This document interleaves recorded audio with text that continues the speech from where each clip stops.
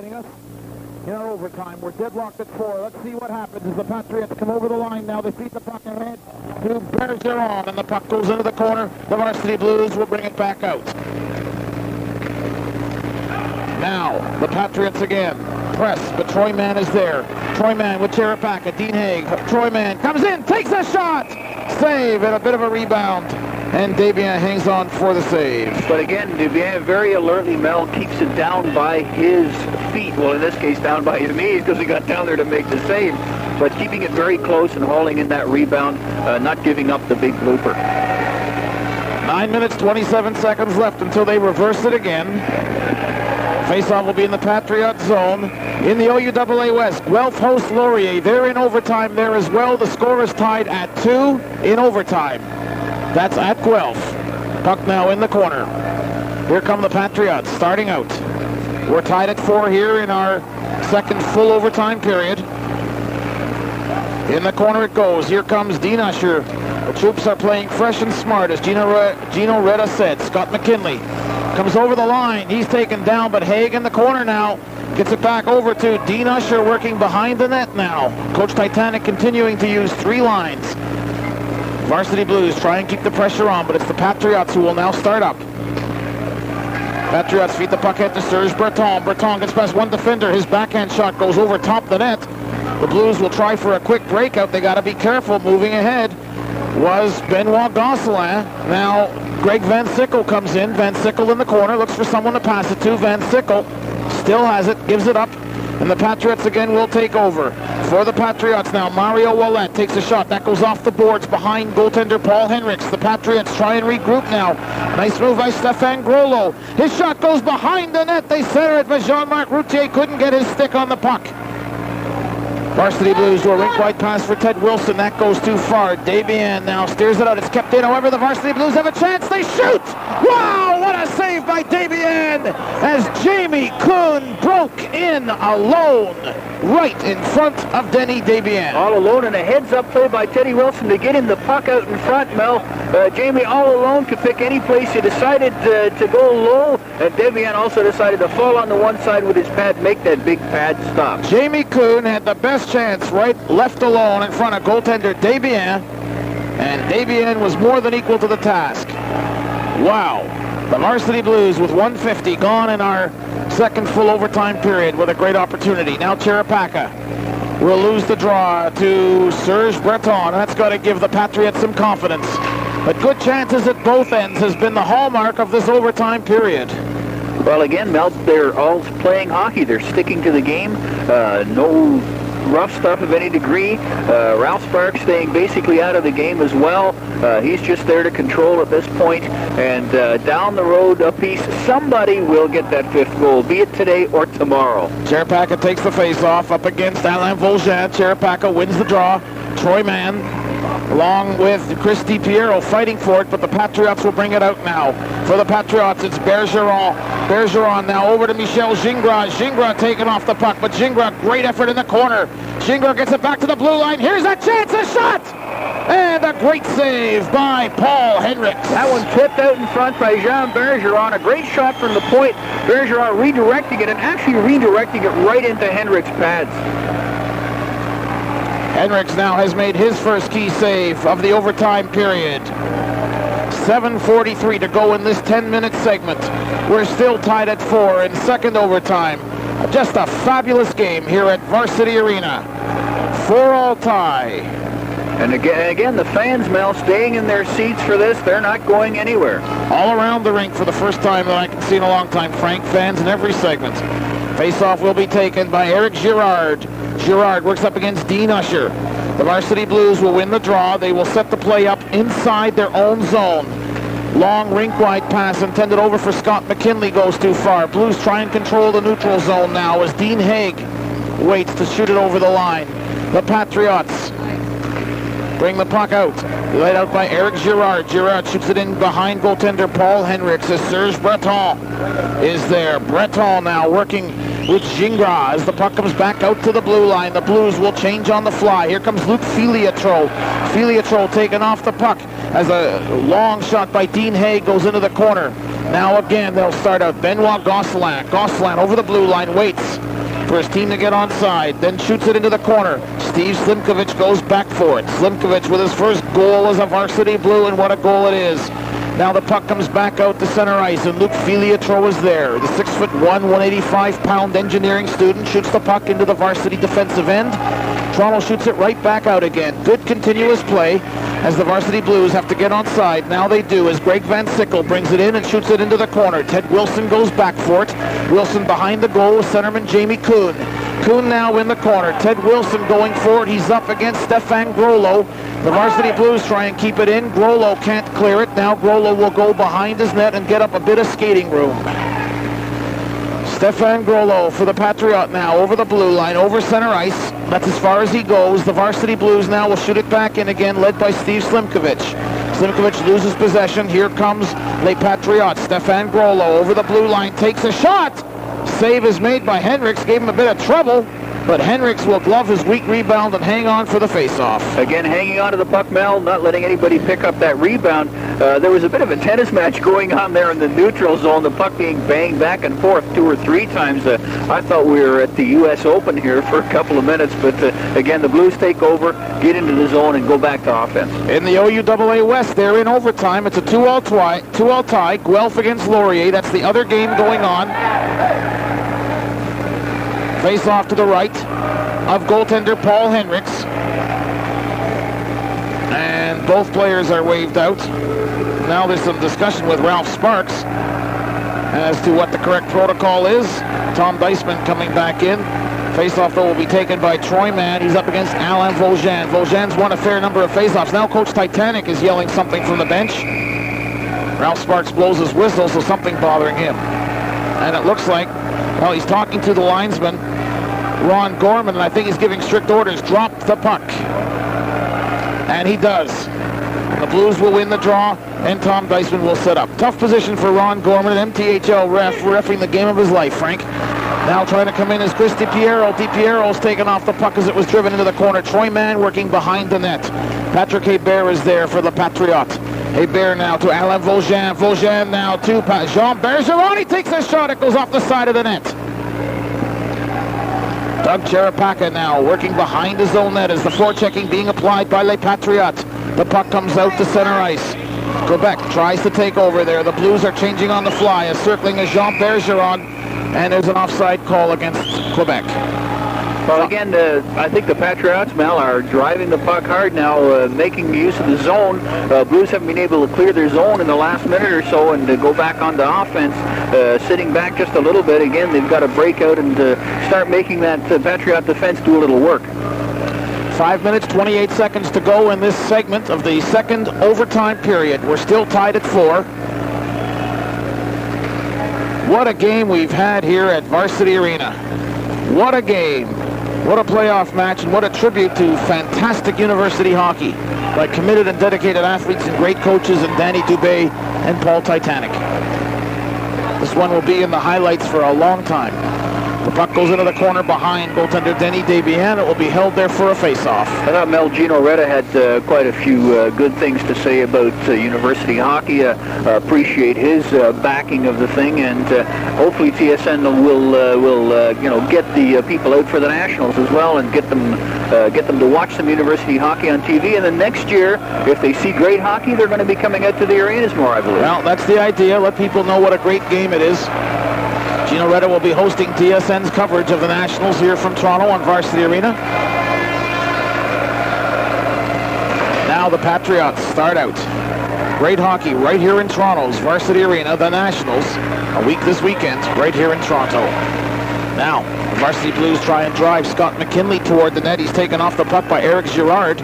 Jamie Kuhn tries to keep it in from a flurry of players. Kuhn now in the corner. Has to get past the big Luke Filiatro. Filiatro takes his man off the puck. Varsity slow getting back up.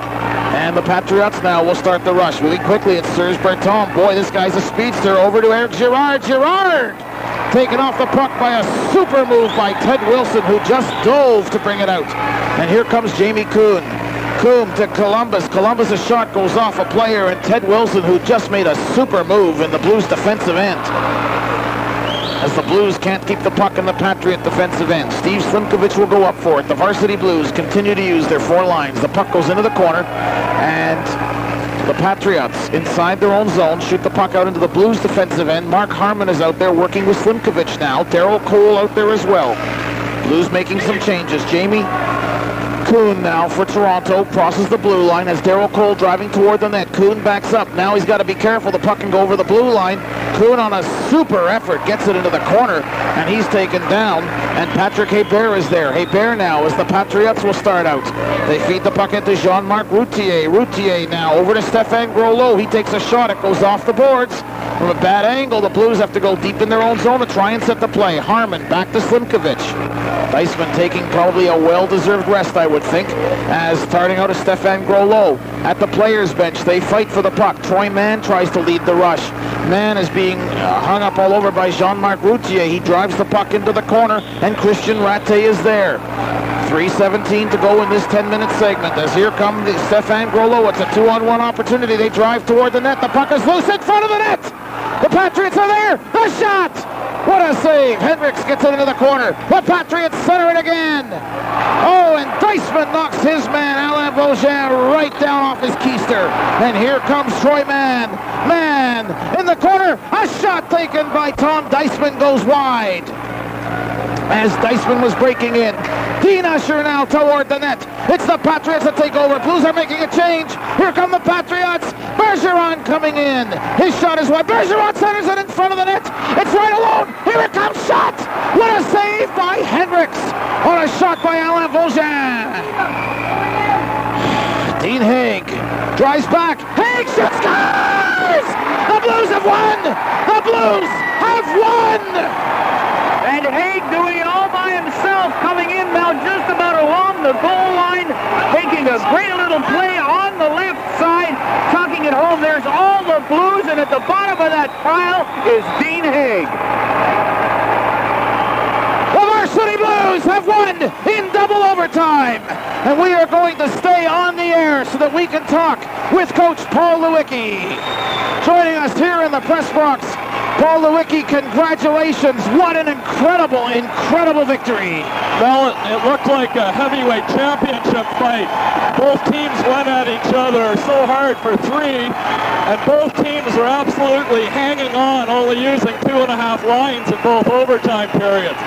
Our strategy in the overtime... Just a second. By number 21, Dean Usher. Assisted by number 15, Scott McKinley, and number 17, Dean Haig. The time, 7:33. All right, we just get that 7:33. Coach Lewicki, this was billed for a long time. Denny Desbiens getting all the accolades. Standing goaltender, which he is. Paul Hendricks, of course, not on the All-Star roster. My heavens, the goaltending in this game is something that could fill a highlight film. It was just tremendous. Both teams played like, I can't say it, looked like a rope-a-dope by both teams there. Our strategy in the overtime was simply this: never get outmanned when they had the puck. We kept a man high the entire time and really cut down their chances. Secondly, every time we crossed center, we dumped it in, made them chase, tired them out, and I guess we scored off the rush after that. But Dean Haig, not many people know, in the third period suffered a separated shoulder. He scored the equalizer and just set up the winner with a separated shoulder. We're one wounded hockey team. Tom Deisman's playing on one leg, but we're not leaving till tomorrow. They're going to have a long, tough bus ride home right now. They'll be getting in about 7. Like we said last week... You sleep in your own beds, you're more comfortable. Like we said last week, Mel, it's almost an advantage to be lower in the standings. You only travel once. Now we just travel the one time. And you only have to win one on the road. That's right. We're going to really open her up in that first one over there and go for it. There's nothing to lose. Let me ask you one last question, and unless Frank Hepp has any quick ones to let you go, and that is, I think you have to be encouraged that your scoring is diversified. The Three Rivers, they got one really big line. They got their scorers. You're getting the lesser lights are coming through and they're shining, and that's what you need to get into the Nationals. Well, now, if you look at the scoring, we've got nobody in the top 20, but we've got I believe, 7 or 8 forwards with 12 to 15 goals, and that means it can come from anywhere.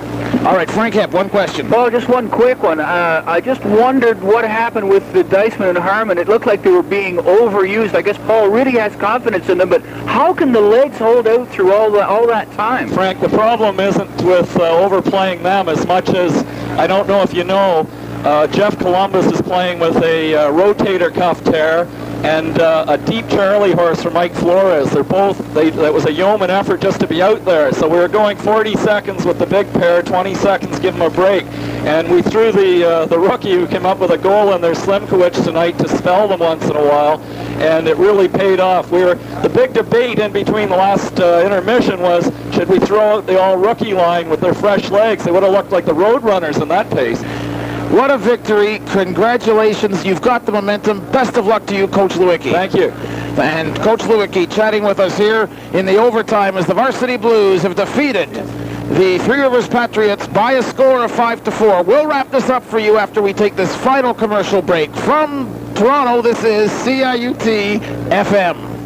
Where can you find out what's happening in Toronto without getting newsprint all over your body and your clothes? About Town, an eclectic information program heard daily from 4 to 6, reflects the potpourri of the Toronto arts and entertainment scene. About Town, with its varying hosts, takes you on a guided tour through Toronto's artistic community. We've got openings and behind scenes, peeks at futures, just ask for anything more. Stay tuned for many more things. Okay, so I'm not a writer. About Town, 89.5 on your FM dial.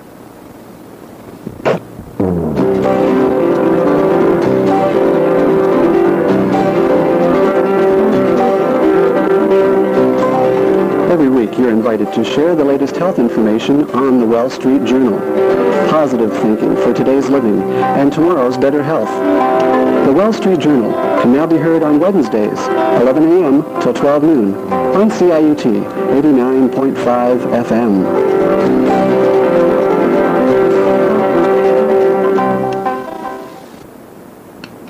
You're tuned in to CIUT 89.5 FM.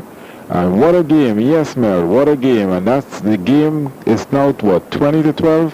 Boy, I don't feel like going to sleep again. So I want to listen to Mel Raskin again and enjoy. Let's savor it for another 5 minutes. Over to Mel Raskin. Reverend, we love you. What a great game it was indeed. Frank and I just sitting and savoring the moment as the commercials played out, and we listened to the last commercial. At least somebody's got a good singing voice.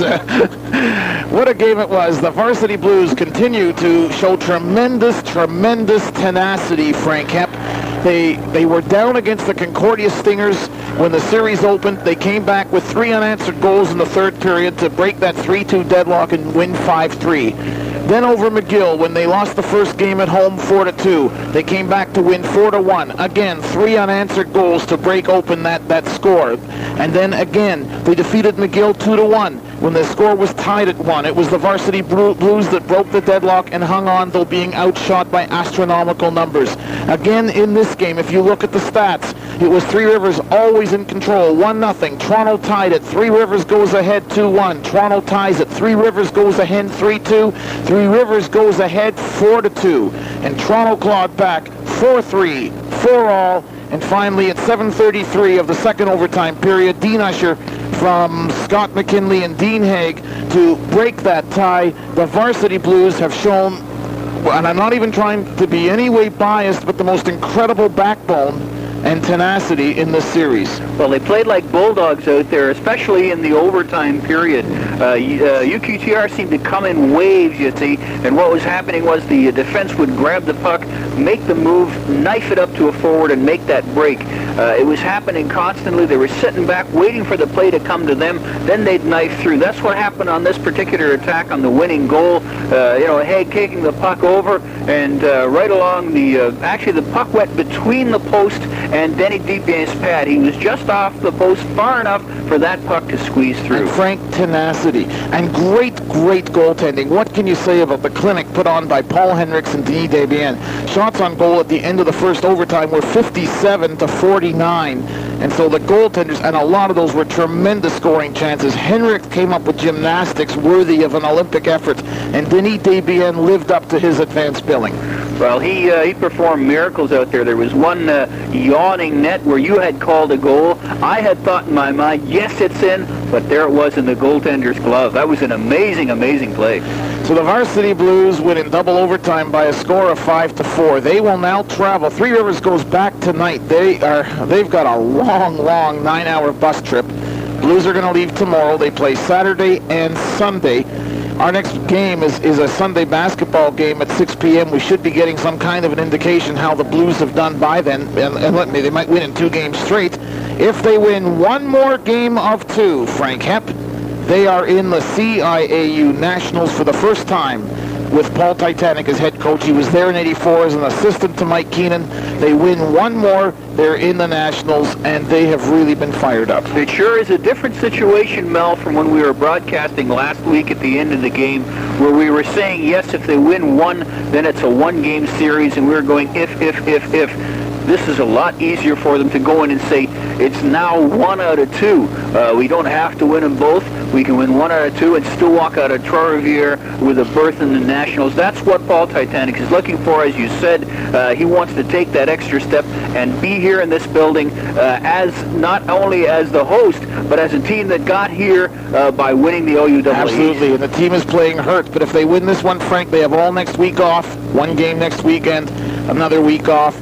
Lots of time to get ready, and as you said, the adrenaline is so much. Mervyn Hassan Ali, thank you very much. It's hard to believe we started at about 7:45 or so. It's 4 hours later, a great game. To Frank Hepp, as always, whose skill in these broadcasts makes these a pleasure to work, makes my job so easy. All I got to do is read my piece of paper. Thank you to Frank Hepp, thank you to Mervyn Hassan Ali, and thank you to you, our listeners. We hope you had a great time in Varsity Blues 5-4. Sudden death, double overtime victory. And so for all of our production people that help make these games possible, I'm Mel Raskin. Thank you very much for being with us. Good night from Varsity Arena.